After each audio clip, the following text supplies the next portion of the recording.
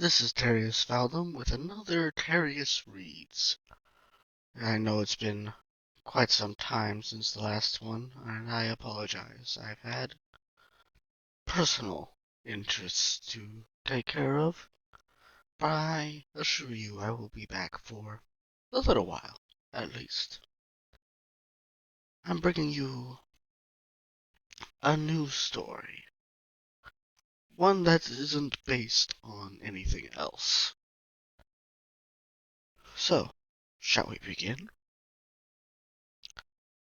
The Tale of the Mythic Knight, Chapter 1. In a candle-lit office space sat a man with purple hair and eyes. His eyes and hair so dark that in the candlelight it looked as if a galaxy swirled in each. In one pale hand was a quill that was a striking red color. With his other hand he held the old parchment he was writing on steady. He looked up as if hearing something and then smiled. "Ah, hello, young readers. I know you must be curious who I am, but my name is not important right now. You're here for a story, aren't you?"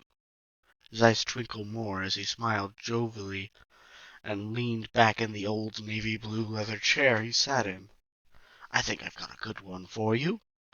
Without another word, he clears his throat, looking off into the distance as if no longer there in the moment. He begins to speak. The world of Amora.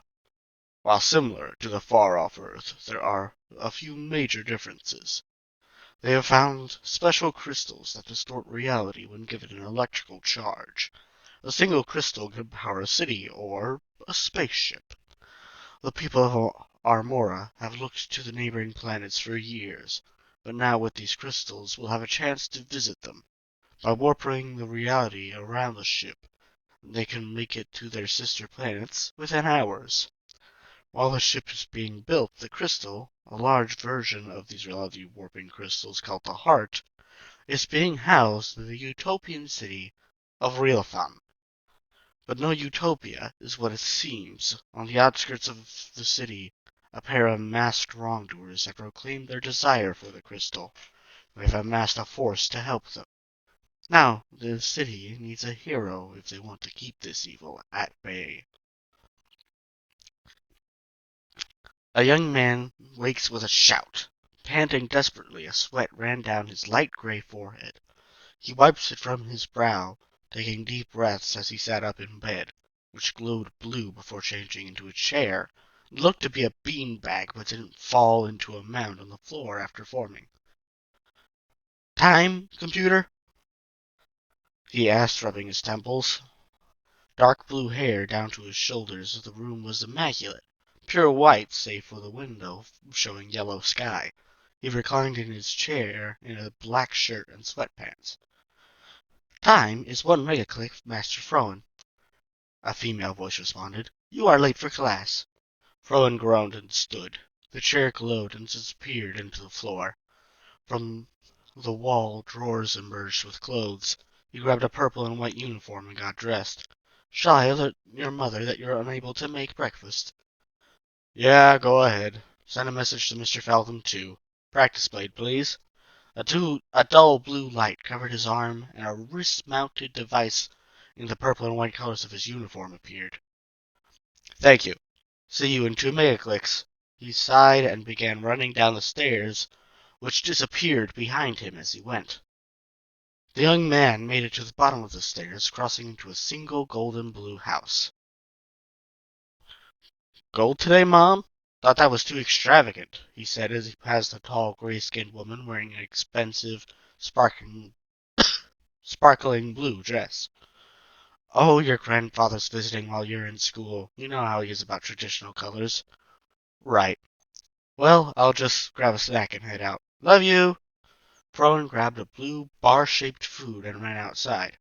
The forest, a green sky of dawn, was like an emerald as he ran down the streets, arriving at an off-golden purple house.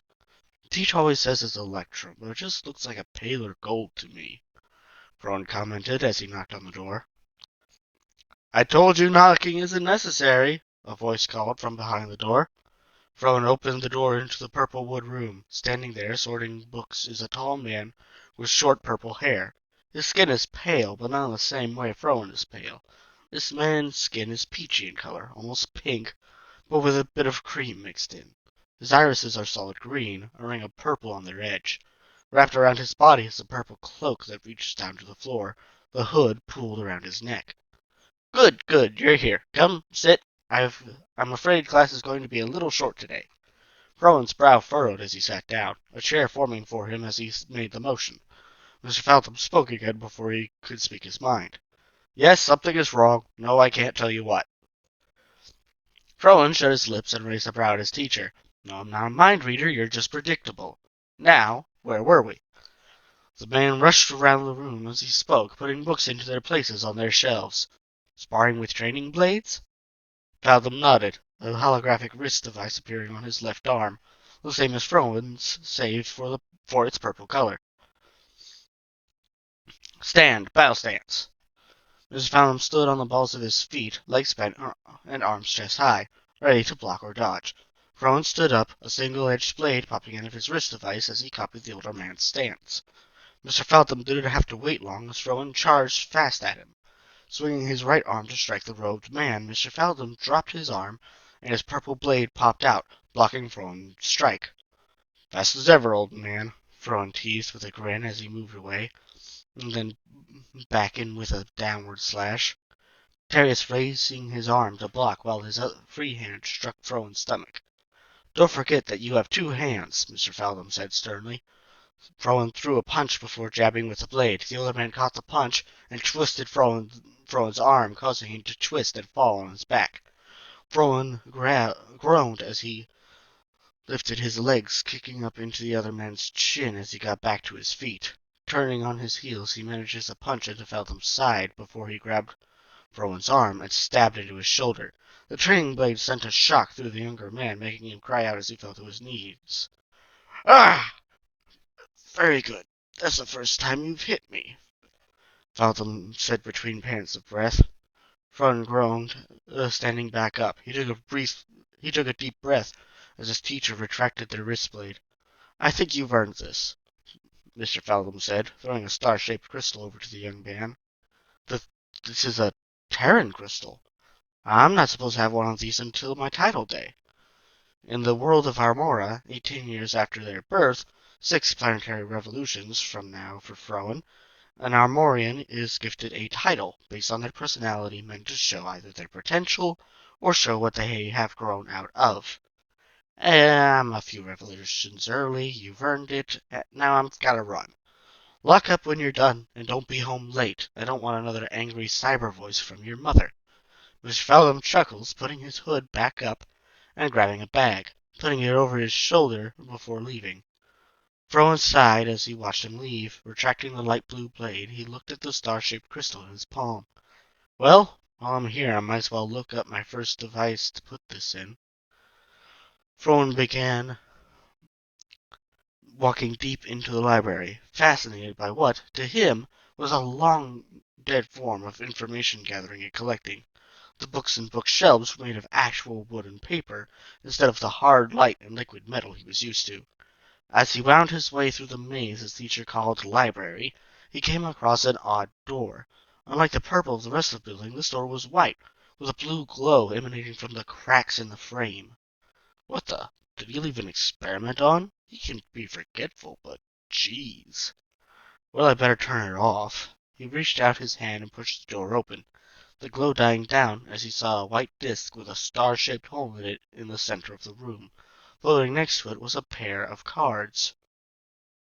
What the? Before Frowen could say any more, the star-shaped crystal floated out of his hand and into the disc. The disc turned mid-air, 3 needle-like points now facing towards Frowen. Oh no! The disc launches itself at Frowen, slamming into his chest, missing the heart by inches. Foreholding! Ow! He shouts, laid out on his back as he clutches the area where the disc embedded itself. With an audible hiss, the disc heals the area suddenly.